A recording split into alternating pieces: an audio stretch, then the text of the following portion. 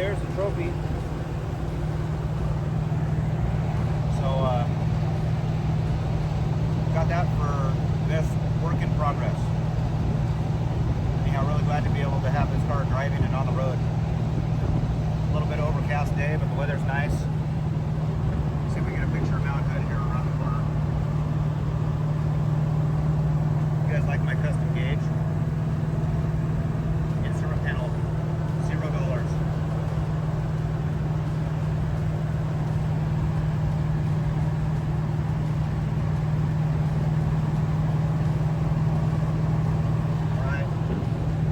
Back in Brightwood in just a little bit, but the Charger's on the road. Feels good.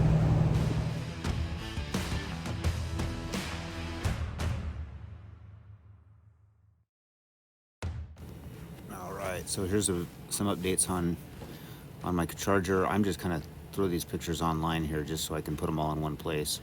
They're pretty random. I tried to put them in a little bit of order, but this is just 2000. Probably 18, 19, and 20, some of 21, and then currently towards the end there's some 22. So all these pictures really are only going to be enjoyed by somebody that really likes watching geeky Mopar pictures. And I could probably answer a couple questions for somebody if they don't know anything, although you guys that know a lot more than I do probably can see for yourself what's going on here. This car was missing so many pieces when I got it that everything you see from the engine to the transmission to the clutch, the flywheel, the bell housing, just about every individual piece is put together from different car projects, and with the help of a couple of Mopar professionals, my buddy John and Paul. They've both been really helpful and made a few dollars off me, I hope, at the same time. Some of the things you see in these pictures they all have to do with my car. And almost all of the things you see in the pictures are stuff that was used on this car. As I was looking through here, the only thing I think I didn't use, or that might be wrong, was the clutch fork. The pivot fork itself might have been a picture of a wrong pivot fork. That one right there, I think it was too long or too short or something like that, so just know that might just be not right for this car. Then here's some pictures of clutch pieces we put together out of some used collection of parts, and I used almost all of these. Tried to get the right period correct stuff for basically a 69 Charger. This one came with that 4-speed shifter package, although I had to buy all that stuff used. That's an 18 spline transmission that John was really helpful in getting for me. He had it for a while, and when I inquired about it, he said, yeah, I have one of those things. You're gonna have to understand when I tell you how much it costs. And so we put together a deal, and I paid for that over a few different payments. And so just to jump forward a little bit, this thing seems to be running and shifting on the rack right now.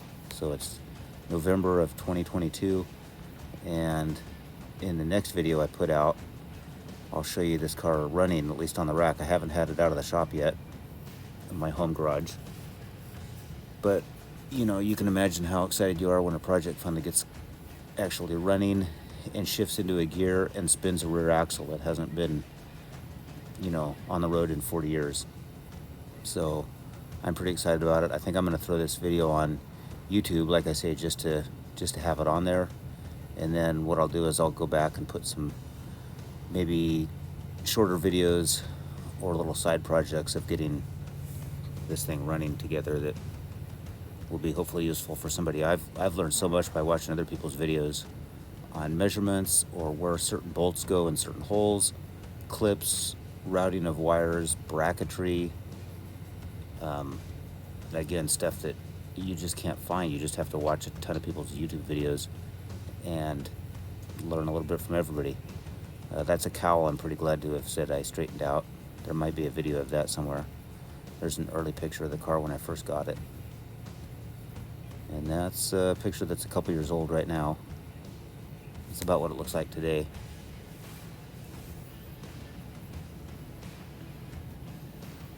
This car came with all the right VIN, or all the original badges and VIN tags and stuff on it, so that's pretty rare and pretty fortunate to have. These are some pretty low quality pictures of the engine bay before it was painted 2 years ago.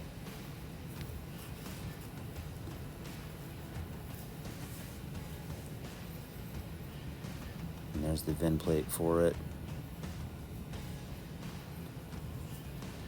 These are some RT badges. That lower one's original to the car. That top one is one I was trying to match up for something else. I can't remember if I ended up using that or not. I think I still needed one for the right rear quarter panel that we're trying to find. Just so many RT badges look like they're going to be the right one until you actually hold them up to your car and find out that they're in the wrong curve, or they're the wrong eyes are in the wrong locations or something like that. That's my garage at home. Again, these pictures of that engine sitting there are probably from 2020. Yeah, some point in 2020. And then I've kind of been letting it sit for a year. And then finally in, what about September? August or September of 2022. Jason from my shop came over and we spent a couple evenings rigging up some wires, as you can see. And then after running into a little bit of spark problems, figured that out, and we got this thing to fire up. So that engine's been sitting stagnant for, gosh, 5 years, 6 years.